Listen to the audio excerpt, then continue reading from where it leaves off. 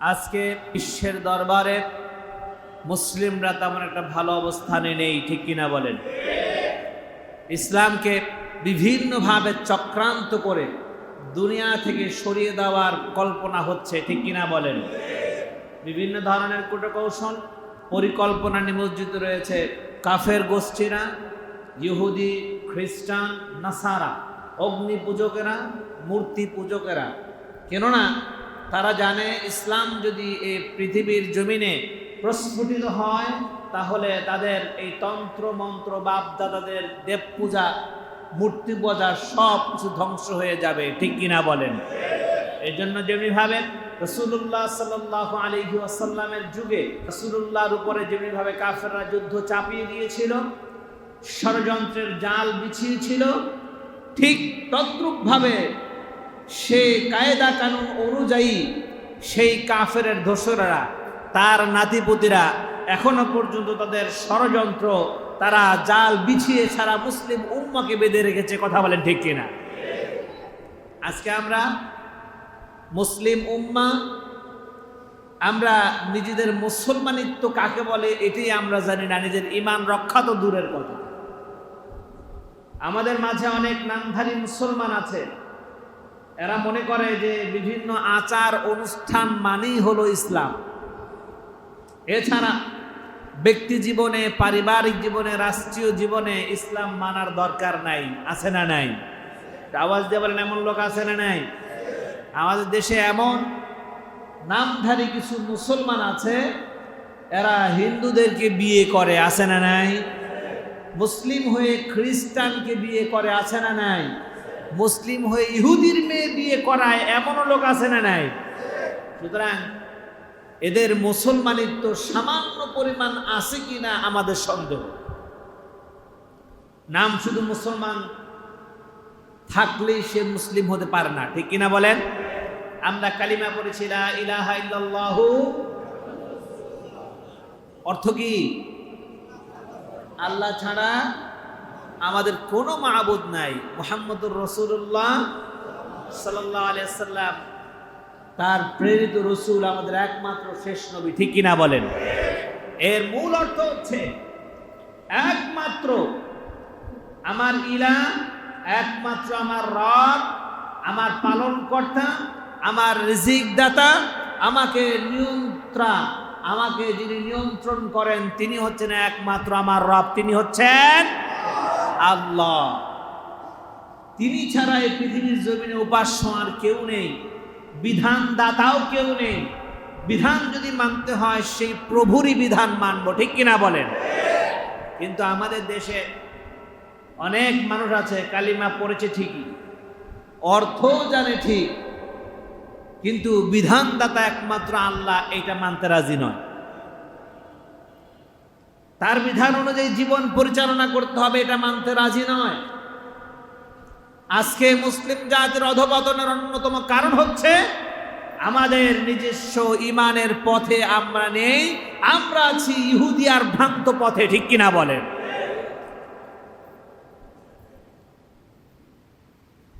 আল্লাহর নবী মুহাম্মদুর রাসূলুল্লাহ সাল্লাল্লাহু আলাইহি ওয়াসাল্লাম তিনি বলেছেন, এ জাতি ততদিন পর্যন্ত পথভ্রষ্ট হবে না যতদিন পর্যন্ত তারা কোরআন এবং হাদিসকে আঁকড়ে ধরে রাখবে। বলেন আলহামদুলিল্লাহ।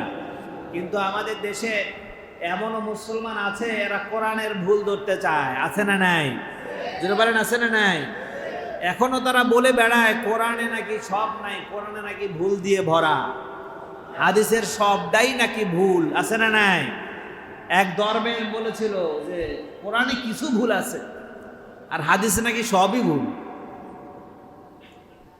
ইসলামিক স্টেট হল ইসলামিক আইন অনুযায়ী এদেরকে ধরে প্রকাশ্য মাঠে কল্লা কর্তন করে এদেরকে হত্যা করা ফরজ ছিল, ঠিক কিনা বলেন? যারা কোরআনের বিরুদ্ধে কথা বলবে এদের বাঁচার অধিকার না, কারণ যিনি সৃষ্টি করেছেন, যিনি আমার রব, তিনি এই কোরআন পাঠিয়েছেন, ঠিক কিনা বলেন? এই কোরআন কার দেওয়া? বলেন কার দেওয়া? আল্লাহর। একমাত্র আমাদের দিনের পথ নির্দেশিকা, এটা জীবনের গাইডলাইন্স এটা। সুতরাং এইটাকে বাদ দিয়ে হাজার হাজার তন্ত্র মন্ত্র আর জ্ঞান গর্ব দিয়ে মানুষকে ভালো করার চেষ্টা করলে, মানুষকে শান্তি দেওয়ার চেষ্টা করবে, সেটা হবে একটা অফলপ্রসূ প্রচেষ্টা। কথা বলেন ঠিক কিনা? কোরআন দিয়ে যখন চেষ্টা করব, আল্লাহ রাব্বুল আলামিন আমাদের ভিতরে শান্তি দান করে দিবেন। ঠিক কিনা বলেন? ইসলামের বিরুদ্ধে সৃষ্টির শুরু থেকে ষড়যন্ত্র ছিল, এখনো আছে। আপনাদের সামনে আমরা গত জুমাতে ইহুদিদের চক্রান্ত সম্বন্ধে আলোচনা করেছিলাম, মনে আছে না আপনাদের? ইহুদিরা শুধুমাত্র যে সৃষ্টির শুরুতে চক্রান্ত করেছে এমনটা নয়, শুধুমাত্র যে রাসূলুল্লাহ সাল্লাল্লাহু আলাইহি ওয়াসাল্লামের সময় চক্রান্ত করেছে এমনটা নয়, এখনো তারা চক্রান্তের মধ্যে ডুবে রয়েছে। ঠিক কিনা বলেন? আল্লাহর রাসূল মুহাম্মদুর রাসূলুল্লাহ সাল্লাল্লাহু আলাইহি ওয়াসাল্লামের উপর তারা চক্রান্ত করেছে। রাসূলুল্লাহ সাল্লাল্লাহু আলাইহি ওয়াসাল্লামকে তারা বিভিন্নভাবে কষ্ট দিয়েছে। রাসূলুল্লাহ সাল্লাল্লাহু আলাইহি ওয়াসাল্লামের উপরে তারা বিভিন্ন ধরনের যুদ্ধ চাপিয়ে দিয়েছিল। ঠিক কিনা বলেন? মুহাম্মদুর রাসূলুল্লাহ সাল্লাল্লাহু আলাইহি ওয়াসাল্লাম তাদের সেই সমস্ত চক্রান্তের জাল ছিন্ন করে এই পৃথিবীর বুকে ইসলাম কায়েম করেছেন। বলেন আলহামদুলিল্লাহ। জোরে বলেন আলহামদুলিল্লাহ।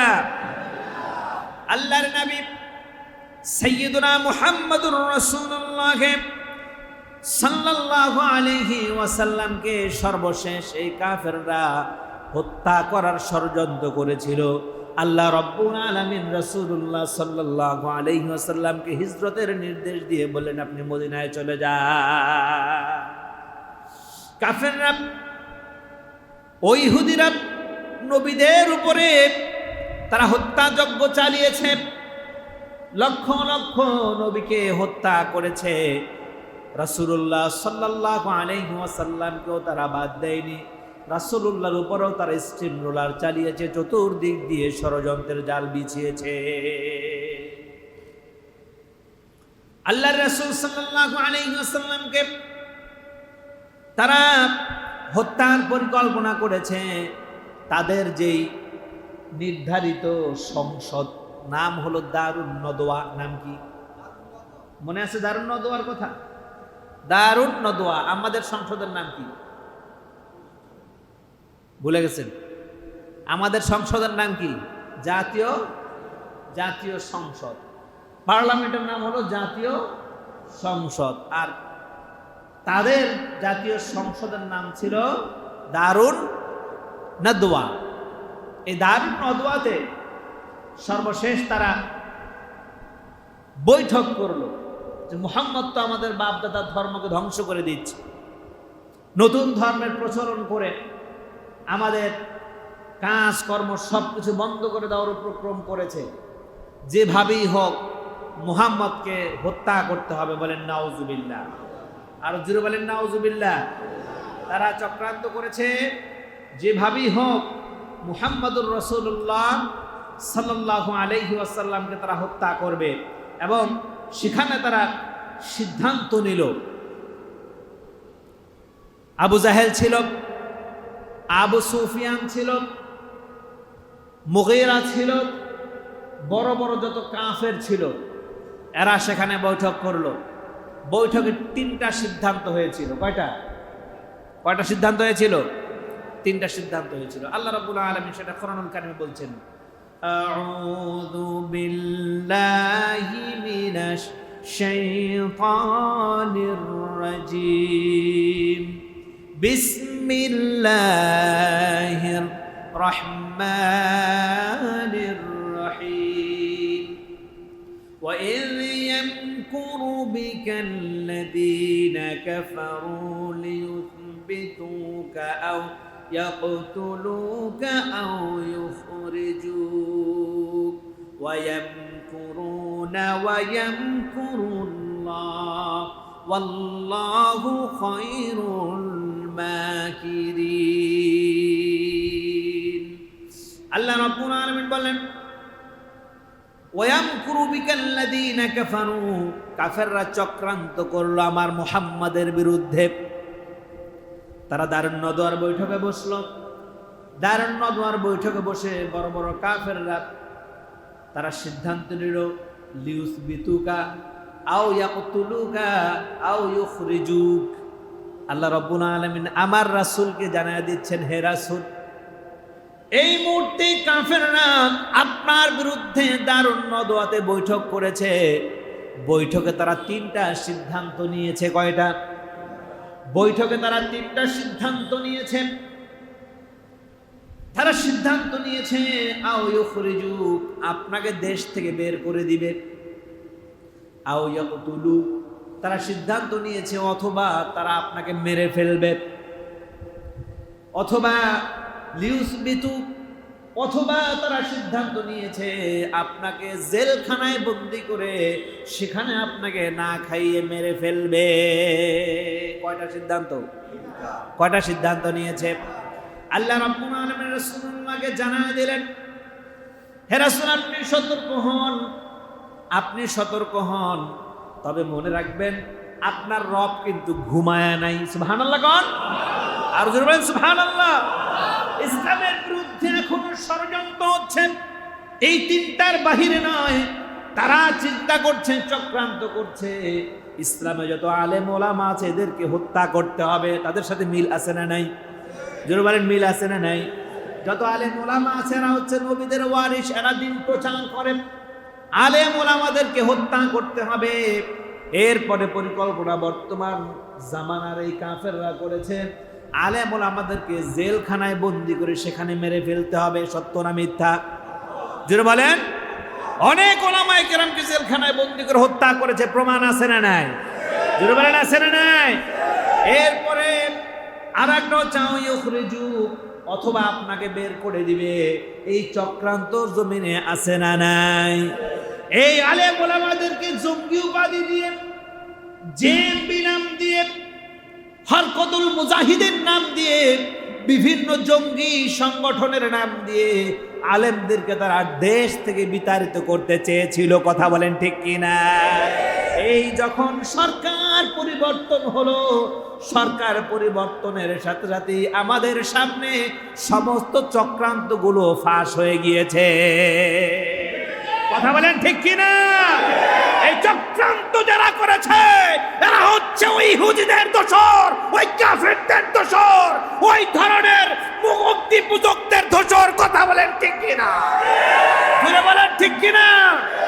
সুতরাং এদের জায়গা বাংলার জমিনে হবে না। রাজি আছেন না নাই? কে কে রাজি আছেন হাত তুলে দেখান।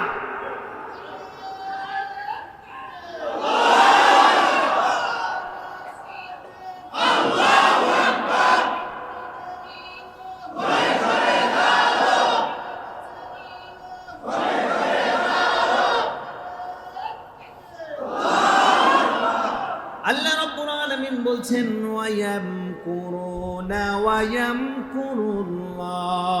ওয়াল্লাহু খায়রুল মাকিরিন। হে রাসূল, আপনি শুনুন, ওই কাফেররা যত চক্রান্ত করুক না কেন, ওই কাফেরদের দোসররা যত চক্রান্ত করুক না কেন, মনে রাখবেন তাদের চক্রান্তের কাছে আল্লাহর চক্রান্ত, আল্লাহর কূটকৌশল হলো সবচেয়ে ঊর্ধ্বে। সবচেয়ে ঊর্ধ্বে কার কৌশল? জোরে বলেন, কার কৌশল ঊর্ধ্বে? এরা যত কৌশল করুক না কেন দুনিয়া থেকে দিন কি মিটায় দিবে। কখনো দুনিয়া থেকে দিন কি মিটায় দিতে পারবে? কখনোই পারবে। ইউরিদুনা লিইউতফিউ নূরাল্লাহ বিআফওয়াহিহিম ওয়াল্লাহু মুতিম্মু নূরিহি ওয়ালাউ কারিহাল মুশরিকুন। আর অন্য আয়াত আছে ওয়ালাউ কারিহাল কাফিরুন। ওই কাফেররা, ওই মুশরিকেরা হে রাসূল যতই চিৎকার করুক না কেন, যতই চেষ্টা করুক না কেন, এক ফুৎকার দিয়ে আমার দিনের বাতি কি নিভায় দিবে? কখনো না। হে রাসূল, জন্মের পর জন্ম তারা চেষ্টা করবে, আমার ইসলামকে দুনিয়া থেকে তারা হটাতে পারবে? হটাতে পারবে না। হীনমন্য হওয়ার কোনো কিছুই নাই, মনে বল রাখতে হবে, সামনে এগিয়ে যেতে হবে। আল্লাহ মুসলমানদেরকে বিজয় দান করবেন ইনশাআল্লাহ। বলেন ওয়ায়ামকুরুনা ওয়ায়ামকুরুল্লাহ। মনে রাখবেন তাদের কৌশলের চেয়ে আল্লাহর কৌশল হলো সবচেয়ে ঊর্ধ্বে, আল্লাহর কৌশল হলো উত্তম কৌশল। সুবহানাল্লাহ বলেন। আল্লাহু খায়রুল মাকিরিন। আল্লাহ যেটা করেন আপনাদের জন্য কল্যাণমূলক সেটা দান করে দিবেন। সুবহানাল্লাহ বলেন। আল্লাহর নবী মুহাম্মদুর রাসূলুল্লাহকে কাফেররা বন্দী করলো। আপনারা জানেন শিবে আবু তালেব নজরবন্দি করে রেখেছিল আমার নবীজিকে। 53 জন সাহাবা সহকারে আমার নবীজিকে তারা বন্দী করে রেখেছিল শিবে আবু তালেবে। সেখানে তারা পরিকল্পনা করল জেলখানায় বন্দী করে আমার রাসূল শুদ্ধ যত সাহাবারা ঈমান এনেছে এদেরকে হত্যা করে ফেলবে, কিন্তু তাদের সমস্ত কৌশল আল্লাহ পাক নস্যাৎ করে দিয়েছেন। সুবহানাল্লাহ বলেন। 1 বছর নয়, 2 বছর নয়, 3টি বছর পর্যন্ত আমার রাসূল সাল্লাল্লাহু আলাইহি ওয়াসাল্লামকে ওই শিব আবু তালেব ওই জেলখানার মধ্যে তারা বন্দী করে রেখেছিল। বেশ কিছুদিন কেটে গেল, আবার তারা দারুন নদওয়ার বৈঠকে বসল। মুহাম্মদকে তো আমরা বন্দী করেছি, মুহাম্মদের দলবল সবাইকে, নারী পুরুষ যারা ছিল সবাইকে বন্দী করেছি, এখন কি করা যায়? দারুন নদওয়ার বৈঠকে আবার তারা সিদ্ধান্ত নিল যে করেই হোক মুহাম্মদকে মেরে ফেলতে হবে, তার সাথীদের মেরে ফেলতে হবে। আজ থেকে খাবার দেওয়া বন্ধ করে দাও, না খেয়ে সবগুলা মরে যাবে। নাউজুবিল্লাহ বলেন। 3 বছরের শেষের দিকে যখন তারা এই চক্রান্ত করলো, না খাইয়ে মেরে ফেলবে, খাবার দেওয়া বন্ধ করে দিল। আগে মাঝে মাঝে 1-2টা রুটি দিত। এই রুটিগুলো রাসূলুল্লাহ সাল্লাল্লাহু আলাইহি ওয়াসাল্লাম সাহাবাদেরকে নিয়ে ভাগ করে খেতেন। অনেক সময় নিজে খেতে পেতেন না, সাহাবাদের মাঝে ভাগ করে দিতেন যা আসতো।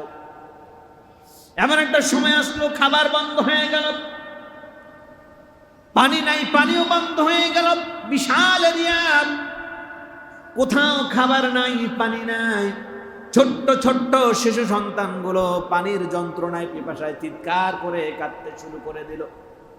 কলিজা ফেটে যাচ্ছে, পানি দাও, পানি দাও। বোনেরা কাঁদে, মায়েরা কাঁদে, সাহাবারা কাঁদে, আমার রাসূলও কাঁদে। পানি নাই, খাবার নাই, কিভাবে তোমাদেরকে দেব? 1 দিন 2 দিন চলে যায়, খাবার দেয় না। না খেয়ে সমস্ত সাহাবারা চিত হয়ে শুয়ে রয়েছে, কেউ উপর হয়ে শুয়ে রয়েছে, কোনো খাবারের ব্যবস্থা নাই। কেউ পাথর নিয়ে আসলো, পাথর এনে পেটে বাঁধা শুরু করলো। পাথর দিয়ে যখন পেটে একটু চাপ দেয়, একটু ভালো লাগে, ক্ষুধার যাতনা একটু কমে যায়। রাসূলুল্লাহ সাল্লাল্লাহু আলাইহি ওয়াসাল্লামের কাছে 2 জন সাহাবা আসলো, এসে বলল, ইয়া রাসূলুল্লাহ, ইয়া হাবিবাল্লাহ, ক্ষুধার যন্ত্রণা আর সহ্য করতে পারতেছি না, একটু চেয়ে দেখেন আমাদের পেটের মধ্যে আমরা পাথর বেঁধে তারপরে ক্ষুধা নিবারণের চেষ্টা করছি।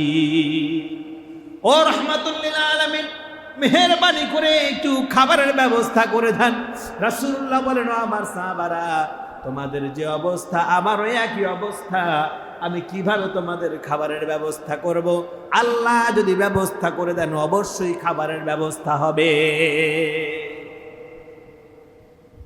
আমার রাসূল নিজের জামার আস্তিন উঠালেন, জামা উঠিয়ে সাহাবাদেরকে দেখালেন, ও আমার সাহাবারা, তোমরা তো পেটে একটা পাথর বেঁধেছো, আমার দিকে চেয়ে দেখো, আমি রাসূল তোমাদের মতো 2টা পাথর আমি পেটে বেঁধেছি।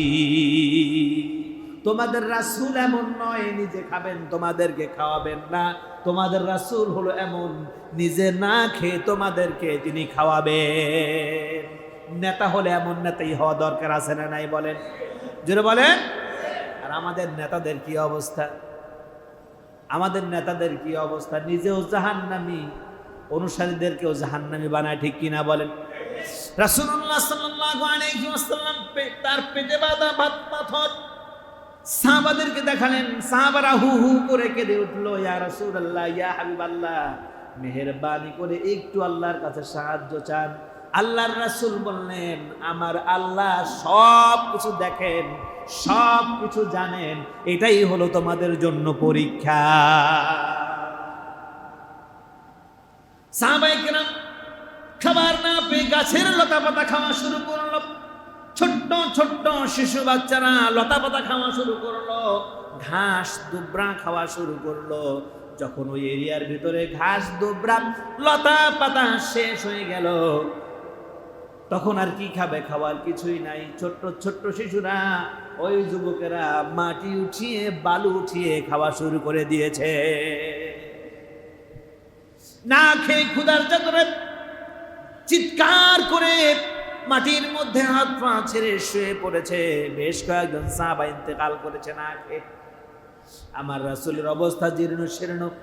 আমার রাসূল, আল্লাহর রাসূলের, আমার রাসূল, তার কাছে কোরআনে কারীমের আয়াত নাজিল হয়ে গেল, ওয়া মাকারু ওয়া মাকারাল্লাহ ওয়াল্লাহু খায়রুল মাকিরিন। হে রাসূল, কাফেররা যতই ষড়যন্ত্র করুক না কেন, মনে রাখবেন তাদের ষড়যন্ত্রের চেয়ে আমি আল্লাহর কৌশল হলো সবচেয়ে বড়। সুবহানাল্লাহ বলেন, আরো জোরে বলেন সুবহানাল্লাহ। অর্থাৎ আপনাকে যে না খেয়ে মেরে ফেলার ষড়যন্ত্র তারা করেছে, এদের ষড়যন্ত্রকে আমি নস্যাৎ করে দেব। তাদের ভেতর থেকেই বেশ কয়েকজন ব্যক্তির বিবেককে আল্লাহ রাব্বুল আলামিন জাগ্রত করে দিলেন। এই ব্যক্তিকে মেরে লাভ কি? এই মানুষগুলাকে মেরে লাভ কি? না খেয়ে শেষ হয়ে যাচ্ছে, তোমার ভেতর কি মানবতা বোধ জাগ্রত হয় না? রাতের অন্ধকারে একজন এসে আস্তে করে গেটের তালা খুলে দিল, বলল, ও মুহাম্মদ, তাড়াতাড়ি করে আপনার দলবল নিয়ে আপনি এখান থেকে বের হয়ে যান। সুবহানাল্লাহ বলেন। তিনি কালিমা পড়ে ঈমান আনলেন, তলোয়ার নিয়ে গেটের সামনে দাঁড়ায় গেলেন। দাঁড়ায় বললেন, কেউ যদি আমার তলোয়ারের সামনে আসো, মুহাম্মদের গায়ে একটা আঘাত করো, জায়গায় আমি কল্লা ফেলে দিব। আমার তলোয়ার সম্বন্ধে তোমরা জানো, যদি কেউ প্রাণ দিতে চাও আমার সামনে চলে আসো, আর নচেত দূরে থাকো, মুহাম্মদকে বের হতে দাও। সুবহানাল্লাহ। কাফেররা মারতে পারলো না। আমার রাসূল সাল্লাল্লাহু আলাইহি ওয়াসাল্লাম তার সঙ্গী সাথীদেরকে নিয়ে বের হয়ে চলে আসলেন। আমার রাসূলকে আবারও তারা চেষ্টা করেছে হত্যার জন্য, দেশ থেকে দেশান্তরিত করে দিবে, বের করে দিবে, চক্রান্ত করলো, কোনোভাবেই তারা পারলো না। সর্বশেষ তারা চক্রান্ত করলো, যে করেই হোক মুহাম্মদ সাল্লাল্লাহু আলাইহি ওয়াসাল্লামকে হত্যা করতে হবে। কি করতে হবে? হত্যার ষড়যন্ত্র করবে। হত্যার ষড়যন্ত্র করতে গিয়ে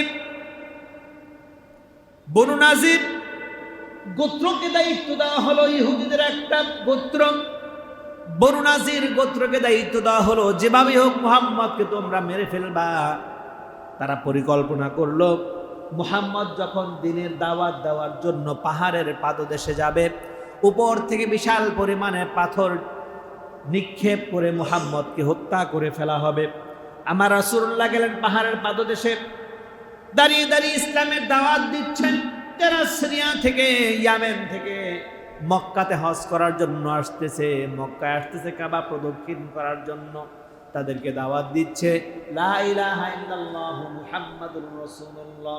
এমত অবস্থায় আল্লাহ রাব্বুল আলামিন জিবরাইলকে পাঠিয়ে দিলেন, বললেন, ও মুহাম্মদ, ও মুহাম্মদ, তাড়াতাড়ি করে এই জায়গা থেকে সরে যাও। কাফেররা পাহাড়ের উপর থেকে পাথর নিক্ষেপ করে তোমাকে হত্যার পরিকল্পনা করেছে। আমার রাসূল জায়গা থেকে সরে গেল। বিশাল আকারের মন ওজনের একটা পাহাড় থেকে একটা পাথর তারা ফেলে দিল। যেখানে রাসূল দাঁড়িয়েছিল ওই জায়গাটায় পাথর এসে পড়েছে। অথচ মুহাম্মদ সাল্লাল্লাহু আলাইহি ওয়াসাল্লামকে কে সরায় দিয়েছেন? জোরে বলেন, কে সরায় দিয়েছেন? আমার রাসূলকে মারতে পারলো না। এরপরে বনু সালেম গোত্রকে আবার দায়িত্ব দেওয়া হলো, তুমি যেভাবে হোক এবার তোমাদের দায়িত্ব মুহাম্মদকে মেরে ফেলা। বনু কাইনুকার দায়িত্ব হলো, যেভাবে হোক এবার মুহাম্মদকে তাদের মারতে হবে। বনু কাইনুকার একজন মহিলা, খুব সুশ্রী, মক্কার একজন ভালো প্রখ্যাত ব্যক্তির একজন মেয়ে, সে আসলো, মুহাম্মদ সাল্লাল্লাহু আলাইহি ওয়াসাল্লামকে দাওয়াত করলো, ও মুহাম্মদ, আপনি আমার বাড়িতে আসেন, আমার বাড়িতে দাওয়াত গ্রহণ করেন, আমরা পরিবার শুদ্ধ কালিমা পড়ে মুসলমান হয়ে যাব। মুহাম্মদ সাল্লাল্লাহু আলাইহি ওয়াসাল্লাম তিনি বুঝলেন হয়তো বা তাদের ঈমান এসেছে। রাসূলুল্লাহ সঙ্গী সাথীদেরকে নিয়ে আসলেন দাওয়াত খাওয়ার জন্য। ওই মহিলা খাবারের মধ্যে বিষ মিশায় দিল, যেভাবেই হোক মুহাম্মদকে হত্যা করতে হবে। বলেন নাউজুবিল্লাহ। কোন সাহাবা খাবার গ্রহণ করছেন না। মুহাম্মদ সাল্লাল্লাহু আলাইহি ওয়াসাল্লাম খাবার নিয়ে বসে আছেন, খাবার খাবেন। ইতিমধ্যেই জিবরাইল আল্লাহ রাব্বুল আলামিন পাঠিয়ে দিয়েছেন, ও মুহাম্মদ আপনি খাবার গ্রহণ করবেন না, এই খাবারের মধ্যে বনু কায়নুকার ওই মহিলা বিষ মিশিয়ে দিয়েছে আপনাকে হত্যা করার জন্য। আমার রাসূল খাবার খেলেন না। ইতিমধ্যেই খবর পেলেন ওই প্রান্তে একজন সাহাবা খাবার খেয়েছে, খাবার খেয়েই তার মুখ দিয়ে ফেনা বের হয়ে যাচ্ছে। ওই সাহাবা সাথে সাথে সেখানে ইন্তেকাল করেছে, বলেন নাউজুবিল্লাহ। বেশ কয়েকজন সাহাবা খাবার মুখে দিয়ে অসুস্থ হয়ে পড়েছে। মুহাম্মদুর রাসূলুল্লাহ সাল্লাল্লাহু আলাইহি ওয়াসাল্লাম যখন টের পেলেন, ওই ঘরের যারা ছিল সবাই ঘর থেকে পালায় গেল। রাসূলুল্লাহ সাল্লাল্লাহু আলাইহি ওয়াসাল্লাম তার সাথীদেরকে নিয়ে আবার তিনি মক্কাতে ফিরে এসেছে। শুধু এটাই নয়, অনেকভাবে চেষ্টা করেছে মুহাম্মদুর রাসূলুল্লাহ সাল্লাল্লাহু আলাইহি ওয়াসাল্লামকে তারা হত্যা করবে। রাসূলুল্লাহ সাল্লাল্লাহু আলাইহি ওয়াসাল্লাম ইহুদিদেরকে বললেন, ও ইহুদিরা রে, ও ইহুদিরা, তোমরা যতই চেষ্টা করো না কেন, আল্লাহ যদি আমার নসিবে মৃত্যু না রাখে, পৃথিবীর কেউ পারবে না আমাকে হত্যা করতে। ঠিক কিনা বলেন?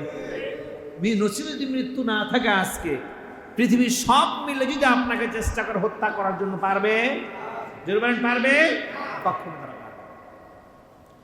রাসূলুল্লাহ সাল্লাল্লাহু আলাইহি সাল্লামকে নিয়ে গভীর ষড়যন্ত্র হলো। ইসলামকে মিটিয়ে দিতে হবে, রাসূলকে মেরে ফেলতে হবে। ইহুদিরা আবার একত্রিত হলো। এবার বসে চিন্তা করলাম, আমরা তিনটা পরিকল্পনা করলাম, কোনোভাবেই তো মুহাম্মদকে মারতে পারলাম না। এবার কি করা যায়? এবার পরিকল্পনা করলো, মুহাম্মদ যখন রাত্রে ঘুমায়, ঘরের চারপাশে যাব, ঘরের চারপাশে গিয়ে ঘরের দরজার তালা ভেঙে, দরজার খিলি ভেঙে, সিটকিনি ভেঙে ঘরে প্রবেশ করে মুহাম্মদকে আমরা হত্যা করব। যে কথা সেই কাজ। রাতের অন্ধকারে মুহাম্মদ সাল্লাল্লাহু আলাইহি ওয়াসাল্লাম যে ঘরে ঘুমাতেন, সেই ঘরের আশেপাশে তারা চলে আসলো। চতুর্দিক তারা ঘিরে ফেলল। চতুর্দিক ঘিরে ফেলেছে। ইতিমধ্যেই জিবরাইল আমিন আলাইহিস সালাতু ওয়াস সালামকে আল্লাহ রাব্বুল আলামিন পাঠিয়ে দিয়েছে। হযরত জিবরাইল আমিন আলাইহিস সালাতু ওয়াস সালাম আসলেন, এসে বললেন, ইয়া রাসূলুল্লাহ, ইয়া হাবিবাল্লাহ, আপনি জলদি করে ঘুম থেকে উঠুন। কাফেররা আপনাকে হত্যার ষড়যন্ত্র করেছে, তারা যেভাবেই হোক আপনাকে হত্যা করবে। চতুর্দিক আপনার ঘরের তারা দাঁড়িয়ে গেছে তীর, বল্লম আর তলোয়ার নিয়ে। সুতরাং আপনি তাড়াতাড়ি করে উঠুন, আল্লাহ আপনাকে নির্দেশ দিয়েছেন হিজরত করার জন্য। কে নির্দেশ দিয়েছেন? আল্লাহ রাব্বুল আলামিন নির্দেশ দিয়েছেন, ওয়াল্লাযীনা জাহাদু ফিল্লাহি মিন বা'দি মা যুলিমু। হে রাসূল, আপনি উঠুন, আপনি হিজরত করুন। হিজরতকারীদেরকে আল্লাহ রাব্বুল আলামিন উত্তম আবাসনের ব্যবস্থা করে দিবে। যারা হিজরত করবে, আল্লাহ নির্দেশ দিয়ে দিলেন, ঘোষণা দিয়ে দিলেন, যারা হিজরত করবে তাদের সাথে আমি আছি এবং তাদেরকে আমি এর চাইতেও উত্তম আবাসনের ব্যবস্থা করে দিব। সুবহানাল্লাহ বলেন। আমার রাসূল উঠলেন, আলীকে ডাকলেন, আলী রে, আমাকে তো কাফেররা হত্যা করার জন্য ঘরের চতুর্পাশে দাঁড়িয়ে গেছে। হযরত আলী বললেন, ইয়া রাসূলুল্লাহ, ইয়া হাবিবাল্লাহ, আপনি যদি আমাকে অনুমতি দেন, আমি শুয়ে থাকবো আর আপনি পালিয়ে যাবেন। রাতের অন্ধকারে তারা দেখবেন, আল্লাহই ব্যবস্থা করে দিবে। আর তারা আমাকে রাসূল মনে করে হত্যা করবে। ইয়া রাসূলুল্লাহ, আমার মনে কিঞ্চিত পরিমাণে দুঃখ নাই, আপনাকে আমি সহযোগিতা করতে পেরেছি, এটাই আমার জীবনের বড় সার্থকতা। আমার রাসূল বললেন, আলী তাড়াতাড়ি বিছানায় শুয়ে পড়ো।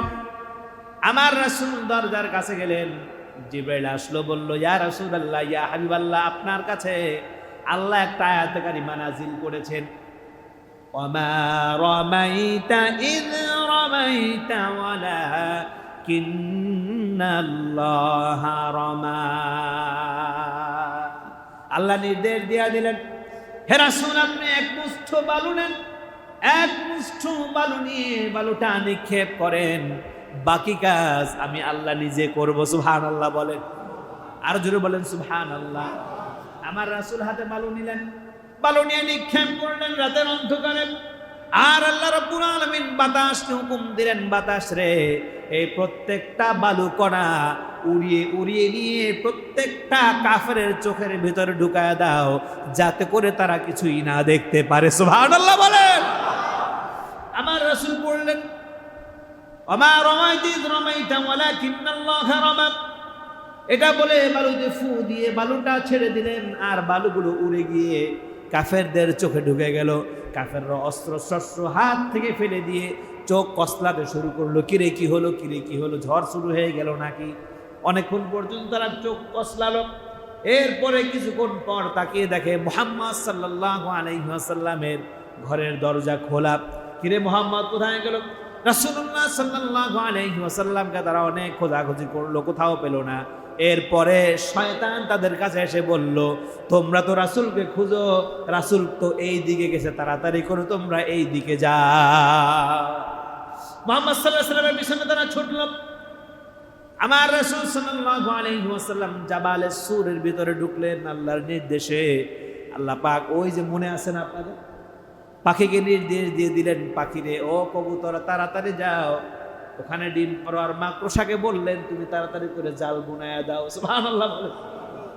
কাফেররা আসলো, এসে তাকায় দেখলো মাকড়সার জাল বুনানো, এর মধ্যে আবার ডিমও পারা। সুবহানাল্লাহ কোন মুহূর্তের ভিতরে কাফেররা ওই গর্তের চারদিক ঘুরতে শুরু করলো। একজন বলল এইটার ভিতরে, শয়তান এসে বলল মুহাম্মদ এইটার ভিতরে তাড়াতাড়ি করো, তোমরা ভিতরে ঢুকো। আর কাফেররা বলতে শুরু করলো, তুমি পাগল হয়েছো নাকি? এইটার ভিতরে যদি মানুষ ঢুকতো তাহলে তো এই মাকড়সার জালগুলো ভেঙে যেত, ডিমগুলো ভেঙে যেত। এখানে কোনো চিহ্নই নাই মানুষ ঢুকানোর, কেমনে এখানে মানুষ ঢুকবে? সুতরাং এখানে মানুষ নাই। তারা খুঁজতে খুঁজতে অন্যদিকে চলে গেল। আমার রাসূল সাল্লাল্লাহু আলাইহি ওয়াসাল্লাম আসার সময় আবু বকরকে সাথে করে নিয়ে এসেছিল। আবু বকর রাদিয়াল্লাহু তাআলা আনহু এই উরুর ভিতরে রাসূলুল্লাহ মাথা রেখে তিনি ঘুমিয়ে গিয়েছেন। সুবহানাল্লাহ বলেন। আমার প্রাণের ভাইয়েরা, কাহিনী বলা উদ্দেশ্য নয়, উদ্দেশ্য হলো কাফেররা যত ধরনের কৌশল করেছে, যত ধরনের চক্রান্ত করেছে, কোন চক্রান্ত ইসলামকে ধুলায় ধূসরিত করতে পারে নাই, কোন চক্রান্ত ইসলামকে নিমজ্জিত করতে পারবে না। বর্তমান জামানায় চক্রান্ত চলছে। আমাদের পার্শ্ববর্তী রাষ্ট্র নাম কি? জোরবারের নাম কি? এরা আমাদের স্বাধীনতার আগে থেকে আমাদের পিছনে চক্রান্ত করে আসছে, এখনো চক্রান্ত করছে।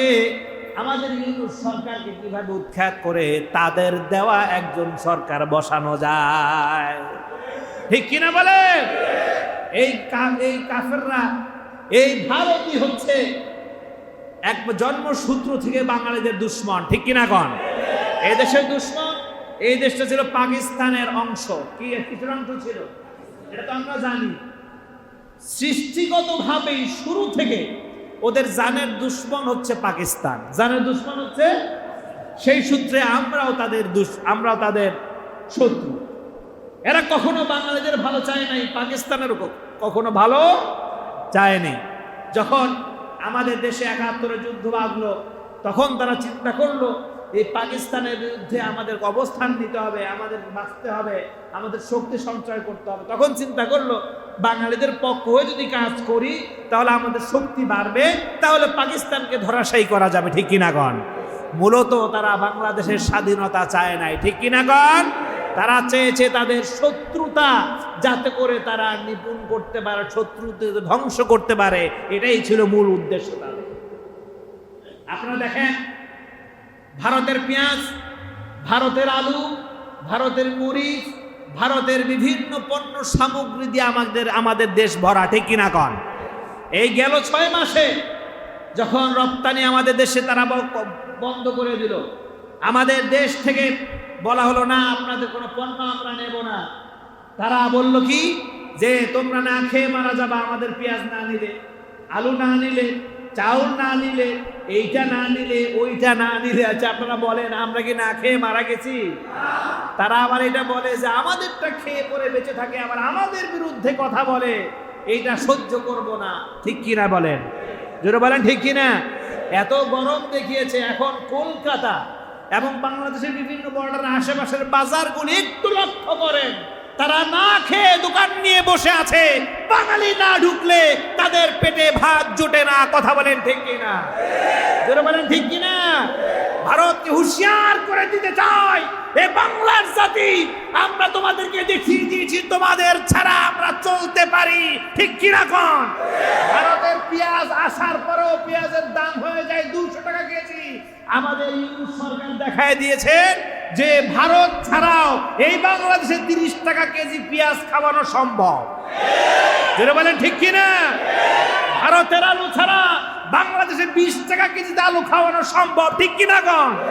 যেখানে আলুর কেজি হয়েছিল তাদের দেওয়া যেই সামগ্রী ছিল সে থাকা সত্ত্বেও, আলু থাকা সত্ত্বেও বাংলাদেশের আলুর দাম হয়েছিল 100 টাকা কেজি। মনে নেই আপনাদের? যখনই বন্ধ হয়ে গেল তাদের পেঁয়াজ এখন বঙ্গোপসাগরে ফেলে, তাদের পেঁয়াজ গঙ্গায় ফেলে, তারা এখন না খেয়ে মরার দশা হয়ে গেছে। ঠিক কিনা বলেন? আমার প্রাণের ভাইয়ারা, নতুন করে তারা ষড়যন্ত্র করেছে।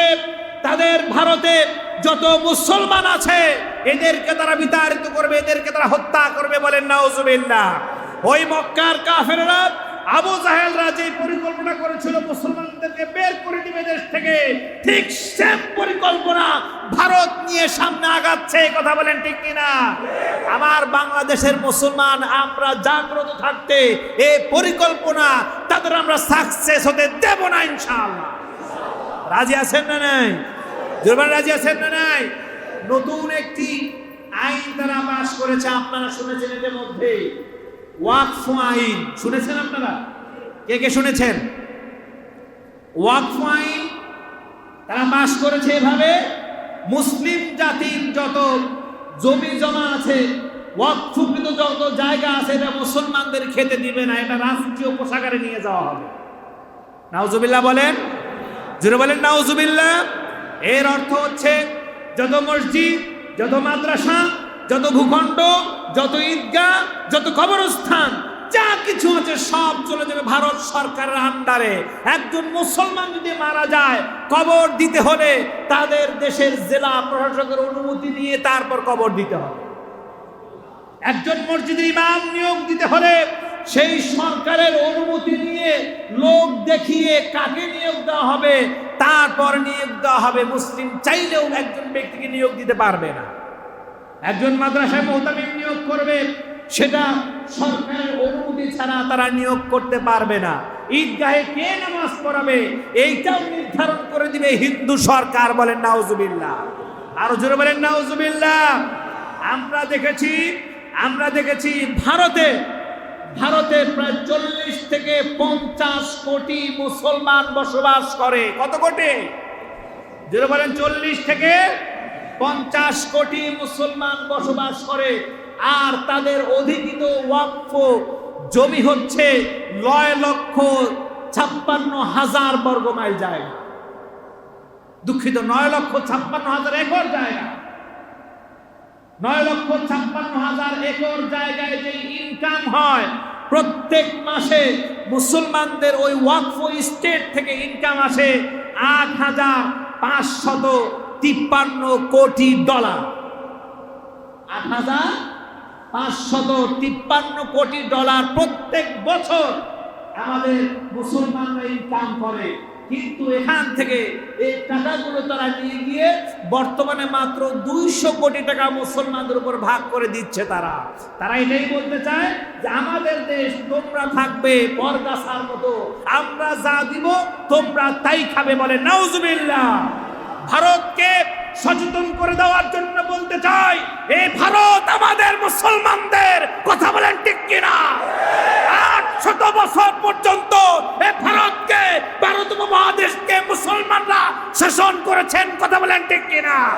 সেই আওরঙ্গজেব থেকে শুরু করে সর্বশেষ স্বাধীন সুলতান পর্যন্ত মুসলমানরাই শাসন করেছে।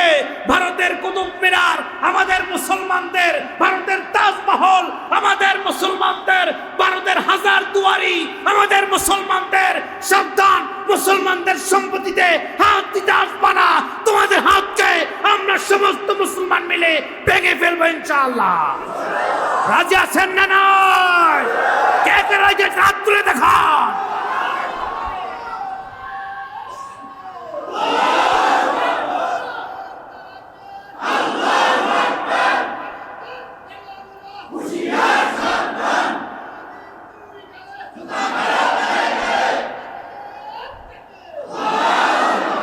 শুধু তাই নয় আমার প্রাণের ভাইয়েরা, ভারতের পণ্য আমাদের দেশে আমদানি করে যেই পরিমাণে অর্থ তারা কামাই করে, এরকম কয়েকটা বাংলাদেশ বিনির্মাণ করা যাবে সেই অর্থ দিয়ে।